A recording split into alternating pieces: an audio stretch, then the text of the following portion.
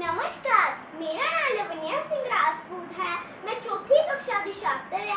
आज मैं तुंदे सामने एक डोगरी कविता पेश करना चाहती है हरि सिंह के ऊपर।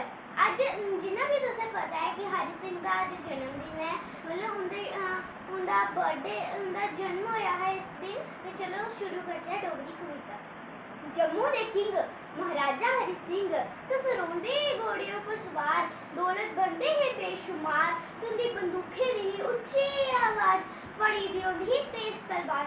जम्मू दे किंग महाराजा हरि सिंह बेते दा तुसा जम्मू गी खोली दिता भंडार। मुबारक मंडी दे सरताज, डाडा तुंदा रो ते डाडी ही फटकार। जम्मू दे किंग महाराजा हरि सिंह मंदरे दे शहरे दी तुस जान।